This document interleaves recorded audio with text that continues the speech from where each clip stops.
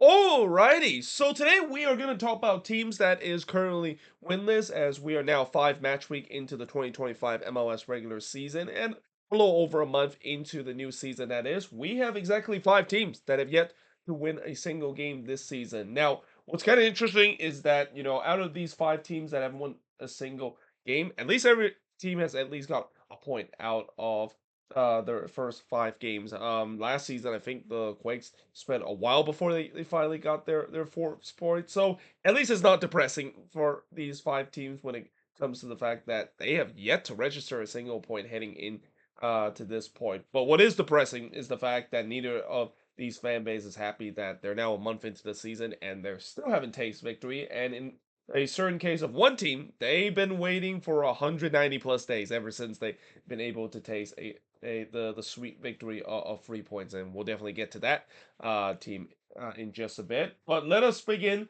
by talking about the first of 5 teams that is currently winless, and we're gonna look at the resort and looking at the next 5 games, and then of course also do kind of like a little ranking to see who I think most likely could get their first win in the season out of these 5. So we start off with the first team that is CF Montreal. Now keep in mind, CF Montreal recently just fired Lauren Courtois, and that I think this most likely is the earliest we have ever seen the beginning of the season where a head coach ends up on the chopping block. And I already mentioned about my thoughts on that. So if you guys want me to hear my thoughts of Lauren Courtois being fired from this team, then watch this video first, and then you can of course watch my other video, which I think that was only like a couple of videos ago when I talk about now Lauren Courtois, of course, being let go by the CF Montreal side. But yeah, it's been a disastrous start for this team, and it also kind of doesn't help the fact that it's pretty much now going to be the case every season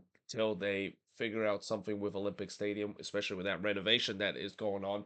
Then they're going to be on the road for an extensive period of time. Their first 5 games on the road, they're winless, 0-1-4. They only scored 2 goals, which those 2 goals came in the first game of the season. So they have gone a long time since they last score a goal to. It's almost 400 plus minutes since this Montreal team has even put the ball into the back of net, and then he's seeded 9 goals as well with a -7 goal differential and 1 point. And look at the first 5 games of the season. And what's kind of interesting is that they could have also got a win against Atlanta United. I mean, I remember that first game against Atlanta United, they were really going toe to toe with Atlanta, and it feels like things were gonna go well for Lauren Courtois team, even if they end up on a losing end. I thought that game, with the way that they played, they at least deserved a point out of that game, but they lost that one 3-2. And then the very next game, yeah, they definitely didn't show up against Minnesota. Only registered 3 shot in the entire game. Minnesota pretty much just shut down that entire Montreal defense and got a 1-0 victory. And then the very next week against a short-handed Vancouver side coming off of the CONCACAF Champions Cup, they lose that one as well. And then the only points that they got was on the road against DC United. Though again, as I mentioned, with DC, they haven't really been off to the best start, and I've also mentioned them alongside what I'll talk about in just a bit with Toronto FC, might be the 3 teams that might be finishing exactly in the bottom 3 by the end of the season. And then in the last game, they lost 3-0 to Nashville SC. That was probably one of the worst performances that they had this season, and that turns out to be the last game that Laurent Courtois was in charge of this team. Now, looking at the next 5 games, yeah, it doesn't get any easier for them. So the next game they have to face against a red hot Chicago Fire side, as Greg Berhalter has really cooked with this team the last couple of games, winning 3 straight road games, and then they have to play against a Columbus Crew side that, this is definitely not the same Columbus as what we saw last season, especially lacking firepower, but still not an easy play to go there, especially, Wilfred Nancy will never go easy on his former employee, especially on what his former employee did to him. And then they finally get their first home game of the season against Charlotte FC. So yeah, that's definitely not an easy start to their home opener. I mean, I'm pretty sure they'll be very relieved the fact that they're finally back home, but yeah, they have to face against the team that is literally maybe right now one of the favorites to potentially challenge Inter Miami in terms of the top spot with how well Charlotte has played in the beginning of the season. Then they play against Orlando City at home before going on the road once again to face against the New York Red Bulls. So yeah, the schedule is not that favorite to Montreal. Though, if there's one thing I will say about Montreal is that because they have a new head coach, if you believe in the new head coach boost, well, in the interim head coach that is, I would say they are still searching for a head coach as we speak. But maybe a new interim head coach boost and new voice might actually jolt this team. Though again, it's not easy. The fact that they have to go on the road against a fire team that they've been doing so well on the road. We'll see whether or not if they can translate that into their home form as well. Then we look at the other Canadian team that is Toronto FC. It's hard to believe that of these Canadian teams are both winless right now, and it's hard to believe that both of these Canadian teams are winless. The other Canadian team, the Vancouver Whitecaps, is definitely prospering and are sitting at the top of the Western Conference. But for TFC, 0-1 and 4 start, and really for TFC, we kind of knew this was going to be a disastrous season. I think last season with how John Herman and the surprising start that they had, that was mainly because John Herman was working his match and somehow got the best out of this team. And I'm not saying Robin Fraser is not trying to do so, but yeah, he's definitely not John Herman in terms of inspiring the team and giving every single ounce. And as a result, they have an 0-1 and 4 record. They score 6 goals this season, which is actually not too bad. But they conceded 12 goals this season. Yeah, that defense last season was a problem. The previous season was definitely a problem, and it's a problem once again this year as well. With goal differential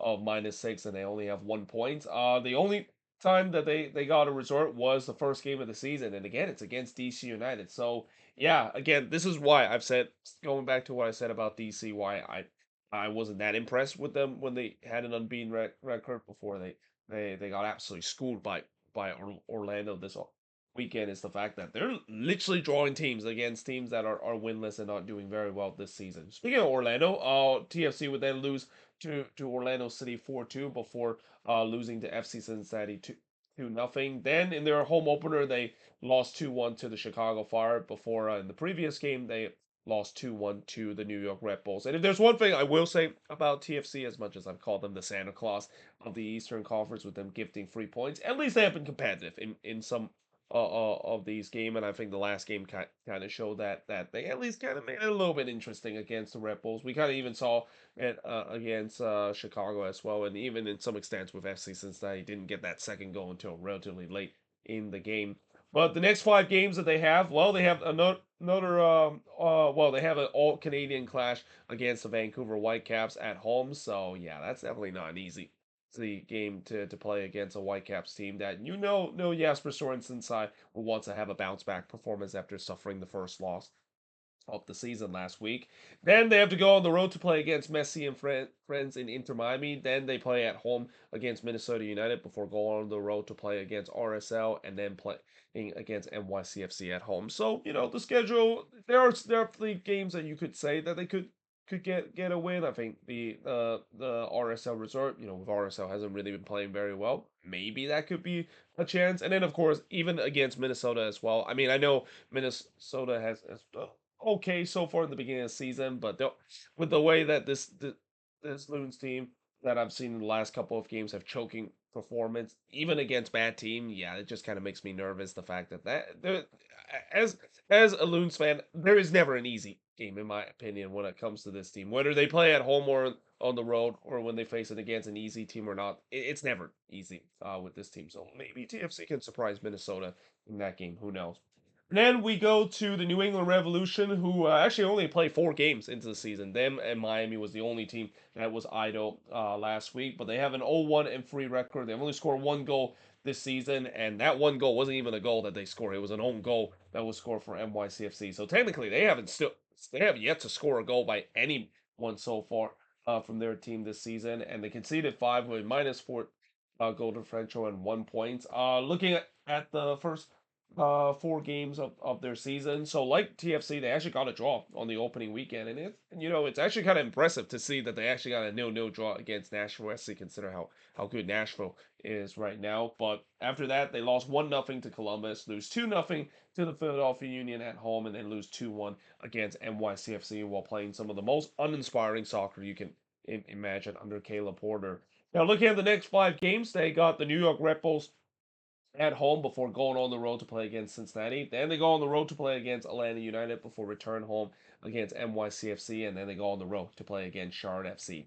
Yeah, that is definitely not an easy schedule whatsoever. And again, with the recent departure of Lauren Courtois, I even already mentioned that, with Caleb Porter, he might be the next one to go. And if he's not the next one to go, maybe it's Peter Vermees. And speaking of which, now let's talk about his team. And this is the team that I mentioned that not only have not won a single game this season, but they have not won a single game going all the way back to September of last season. They've been winless for the last 13 or 14 games right now. They've now gone almost 200 days since they have last taste victory. It's an 0-1-4 record. They have scored 5 goals this season. 3 of them came in that comeback against Minnesota. And they conceded 10 goals this season with a minus 5 goal differential and have 1 point. Looking at the first 5 games, so they lost on the opening weekend against Austin FC on the road before losing to the Quakes at home for the first time of what seems like a while. And that not only was an embarrassing performance, but the Quakes were down to 10 men and somehow still able to hang on to win that resort. And then to make it more embarrassing, they're actually the only team to lose to DC United this season on the road before they had that incredible comeback against Minnesota. If it wasn't for that incredible comeback, they would actually be the only team to have yet to register a single point. And then the last game, yeah, it was a predictable result, them losing 2-0 to LAFC. Now, look at the next 5 games that they have. They play against Dallas on the road in the next game, and with Dallas kind of struggle at home this season, maybe just maybe that might be the game that they can end that winless run. Then they play against St. Louis City in that rivalry game, so that could be another game where they could get a win. Especially, I mean, as bad as things are right now, this team should still be up for it when they're playing against their biggest rival. Then they of course play against the Portland Timbers, who's been kind of up and down this season, and then they go on the road to play against the Quakes that who are not having a relatively good run lately, and then they return home to play against the. Oh, actually, no, I'm sorry, I got this wrong. They don't play the Portland Timbers twice at home because that's obviously not possible because every team only plays the same team twice, and well, every team play each other twice, but one at home and one on the road. So let me correct that is. They actually play against FC Cincinnati on the road. That is. So that's actually not going to be easy. But the next 4 game is definitely doable when it comes to ending their winless run. Then lastly, we look at the defending MLS Cup champion, and it's hard to believe I'm including the defending MLS Cup champion in this. I mean, this has just been a miserable start to the season for the LA Galaxy and a definition of them clearly suffering from the MLS Cup hangover. Though again, it's maybe part of that or the fact that they are injured to hell right now. They're definitely paying that cup tax in a big way this season with an 0-2-3 record. They've scored 4 goals while conceding 10 and have a -6 goal differential, and they actually have the highest points total out of the 5 teams that's currently winless with 2 points currently. And unlike all 5 of these teams, they're actually the only team that technically have a win this season. If you look at all competition, they technically won their game against Harry Dano, and that was probably one of the most impressive performance that they put in. It looked like the Galaxy of the MLS Cup winning team from last season, that is. But looking at the resort, yeah, they had that 2-0 loss against the expansion team San Diego FC. So yeah, that's not going to be a great moment for them to remember on their day of celebrating MLS Cup. They would basically gifted the expansion team their first win of the season. And what I mean gifted, like the first goal that they conceded was an absolute gift. Then they go on the road, lose 2-1 to the Vancouver Whitecaps, and then they return home and lost 3-0 against St. Louis. And as bad as that scoreline is, that was probably one of the best game that they played this season in the league. It's just that they just couldn't score in that game. They created so many chances in that game, just couldn't solve Roman Berkey. Then they draw 1-1 against the Portland Timbers, albeit in a very controversial way because Timbers fans are probably still very upset that they didn't get that kick call late in the game. And then recently they got a 2-2 draw against Minnesota, which I think that was a good draw for the Galaxy consider, Minnesota looked like they were on their way to get all 3 points after taking the lead late, only for the Galaxy to take one back late to rescue themselves a point. And look at the next 5 games for the Galaxy. They do have a bit of a tough game in the next one against Orlando City before they do play against Real Salt Lake on the road. That could potentially be a resort where they could get a win, considering RSL hasn't done well. And if that might not do it, maybe against the Houston Dynamo might do so, consider the Dynamo hasn't been playing relatively well either. But then they go on the road to play against Austin FC before playing at home against the Portland Timbers to finish off the next 5 games of their season. Now, looking at who most likely is going to get their first win, and now let's start with number 5, and this is the team that basically is the least likeliest to get their first win. Probably the last team is going to get their first win. To number 1, where this is probably the most likely team to finally end their winless run. And at number 5, I'm gonna go with New England. So yeah, for the Rams, I don't really have a lot of hope that the fact that this team is gonna end their winless run anytime soon, unless of course they decide to fire Caleb Porter soon, and maybe they'll shut up the chart with a new head coach boost. But yeah, just looking at their schedule, it's relatively tough, and not to mention the fact that they still have not been able to score a goal this season by any of their player, and the fact that they've been playing some of the most boring and uninspiring style of soccer you can imagine. It just doesn't feel like this refs team is buying into Caleb Porter, and with all I know people will talk about with the new squad that he has, it takes time to implement. Well, it doesn't really work when the team that you're trying to implement is buying into the tactics and the philosophy that the head coach are trying to bring. I mean, if that, of course, is the case and it just turns out to be a mess, then yeah, you get what the New England Revolution are dealing with right now. Now at number 4, I'm gonna say TFC. So for Toronto, I think they're at number 4 mainly because, as I said, I call them the Santa Claus of the Eastern Conference. I might as well maybe call New England the same thing with how dysfunctional that they are. But yeah, for TFC, I'm pretty sure some people might be surprised I didn't put them at number 5. But yeah, for TFC, see, just like what I said with New England, when you look at the next 5 games, it is relatively tough to as well. The only reason why I give TFC a little bit more chance compared to New England is the fact that maybe Insigne can actually show up for once, even though it doesn't seem like he has any interest to do so. And those two Italians maybe have one magical moment and things will click. And as I even said before, when you look at some of the results, there's in it for most of these games. Yes, the way that they've been playing hasn't been great whatsoever, and their defense still at times makes mistakes. But at least they have kept games close, and at least give them a chance to maybe get something out of the game. And I think that might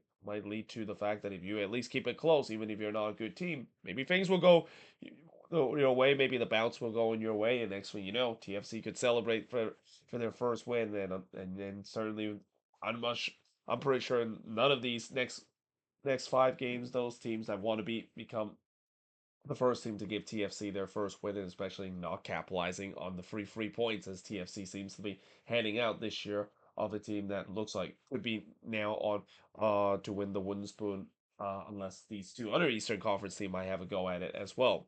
At number 3, I'm gonna say Sporting KC. So for Sporting KC, again, just the same thing I said about New England, the fact that they have a head coach that clearly the players. I think it's gone to a point where they're not listening to Peter Vermes anymore. It's pretty clear that Peter Vermes' time with Sporting KC is going to be running short, and just like what I said with Caleb Porter, would not be surprised if this winless run continued. That the front office, they pretty much have no choice, even though it's probably the hardest thing for them to do. Consider, I think the reason why Peter Remis has lasted this long is he's been giving pretty much the longest leash out of anyone when it comes to him and having a good relationship with the front office. But even then, eventually you just gotta have to end that marriage, and it could come sooner than later. I'll give them a little bit more chance, mainly because of the fact that same with TFC, they at least have kept some of these game competitive. Well, the last two games it hasn't really quite be the well. Actually, I say the last 2 games. The last game wasn't kind of the case, and then the game against Minnesota wasn't the case until Minnesota decided to have an absolute meltdown late in the game. So yeah, and also not to mention looking at the schedule as well, they definitely have a more favorable schedule compared to these two other teams that they have. So I can assume that they could definitely sneak themselves a win, especially the next game against Dallas. That could be a chance to do so because again, Dallas this season has really struggled at home, and struggled to score goals as well. And then at number two, I'm gonna say CF Montreal, and I don't think a lot of people were expecting me to put Montreal this high on the list in terms of most likely to get their first win, considering they haven't scored a goal since the opening weekend. But as the old saying goes, all bad things or good things has to come to an end, and that goes the same with all bad things. All you would assume eventually, the goals are going to come, and especially again, I'm a huge believer in the new head coach Booze, or in this case, the new interim head coach Booze. I think with a new fresh voice being there in Montreal, maybe that can revitalize this team to a point where these players might actually respond and actually show some fight in the next game. Though again, the next game against Chicago, that's not going to be easy whatsoever. In fact, knowing that these last two games is the final two game of that 7 game road trip that they have to go on the road, and that you can clearly see in the last game against Nashville, this team just wanted to be at home. Yeah, maybe might have put them a little bit too high, but I just think that a new change of voice might really freshen this team, as we've seen with what happened when a new change of voice comes in, because these players are going to play hard in terms of impress their new interim head coach, and I think they're going to be playing hard against Chicago, even if Chicago is playing really well in the last couple of games. And then at number one, I think this is not a big surprise.